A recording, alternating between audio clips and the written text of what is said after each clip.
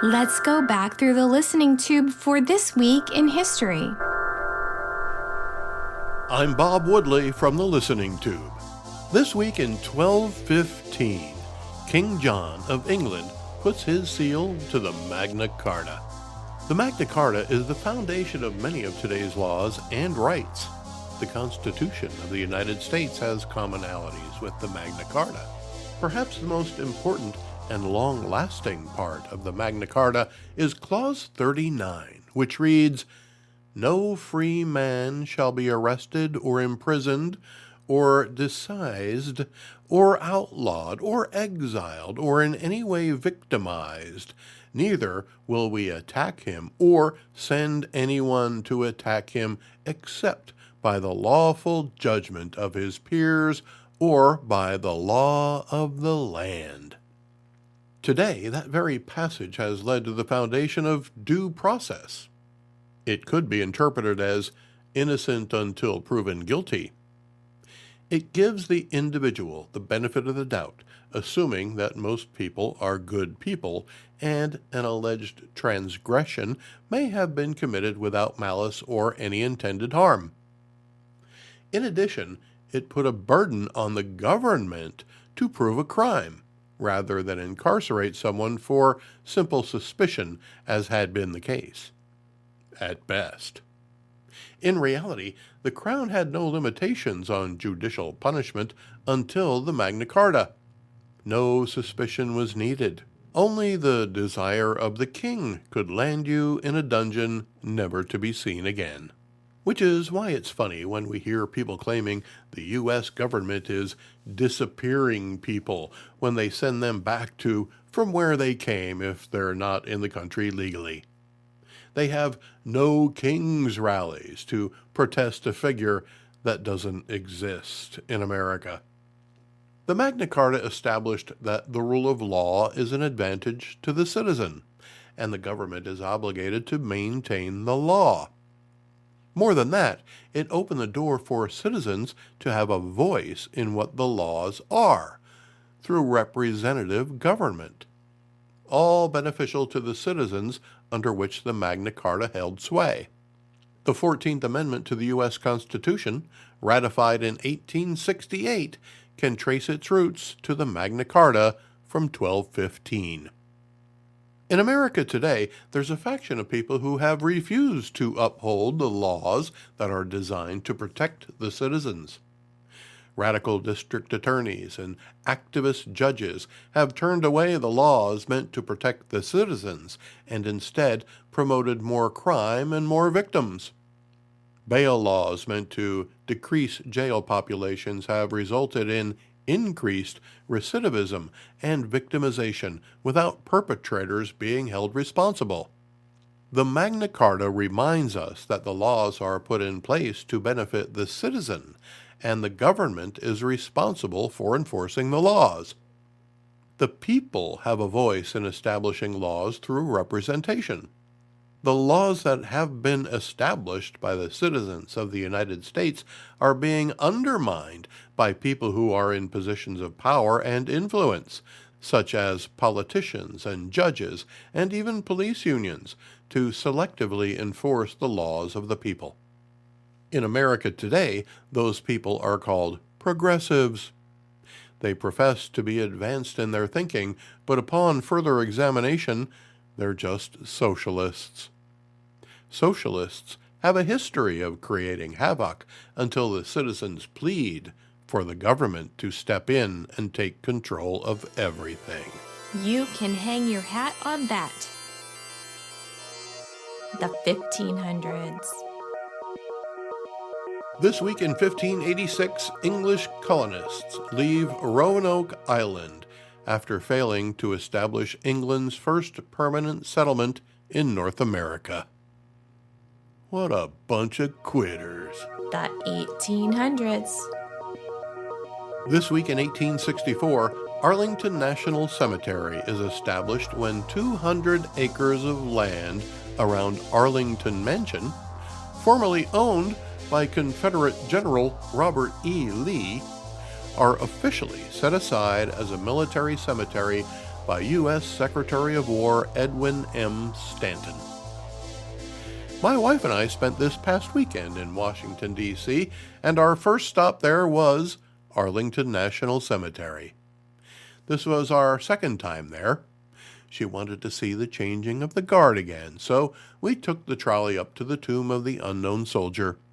It was very hot, 95 degrees Fahrenheit.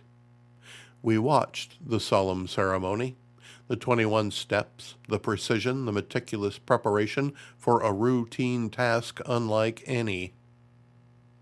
When the change was over, we made our way back to the tram stop for the rest of the ride. No sooner did we climb aboard than it started to rain. I mean hard. And the tram didn't have any windows on the sides. The wind was blowing the rain horizontal so that everybody was drenched. Through it all, the tour guide kept schooling us on who was buried where.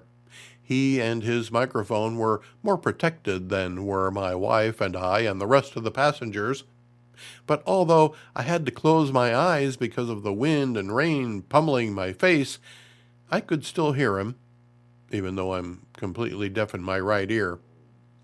While still a solemn occasion, it wasn't the experience I anticipated. Then I thought of the soldier who had just assumed his post a few minutes ago. He'll perform his solemn duty for a half hour before he's relieved. It's 95 degrees, and he's standing in the direct sunlight in a ceremonial uniform. I wondered if he welcomed the rain, and if the wind put some purpose in his posture. Did he think, "Oh, great, as soon as it's my turn, it starts to rain"?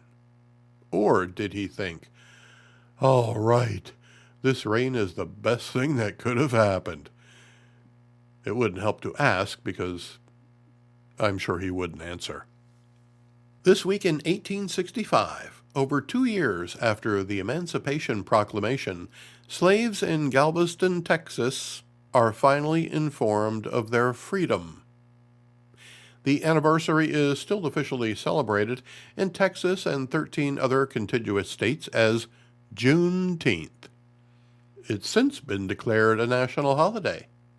So next time you see someone wearing a t-shirt that says, "None of us are free until all of us are free," well, there you go. Free since 1865. The 1900s. You think the Trump administration's battle against illegal immigrants is bad? You ain't seen nothing. This week in 1900, Empress Dowager Longyu of China orders all foreigners killed, including foreign diplomats and their families. Not just them, but also Chinese Christians. The foreigners and Christians wound up huddled together in a walled district where they lasted for 55 days under siege.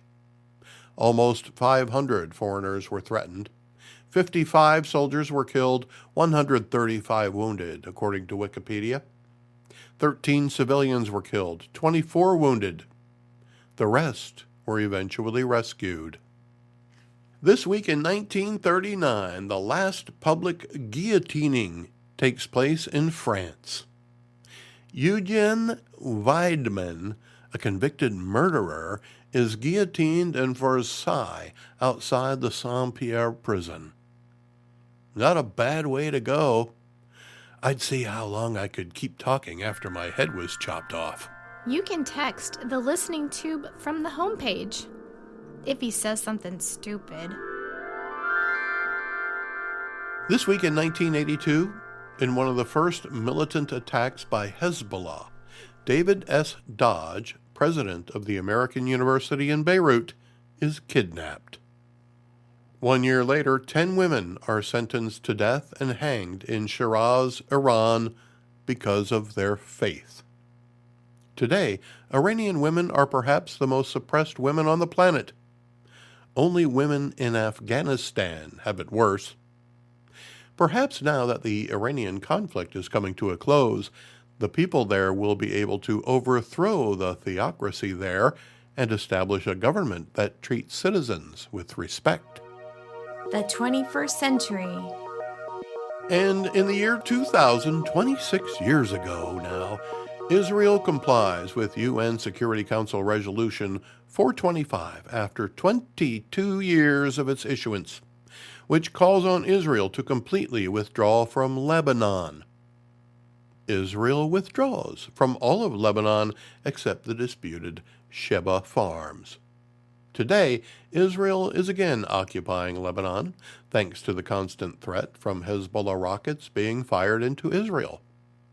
Bankrolled by the Iranian regime, Hezbollah may have a tougher time of it now that Iran has been subdued by the United States and Israel. I'm Bob Woodley from The Listening Tube. Follow The Listening Tube at thelisteningtube.com.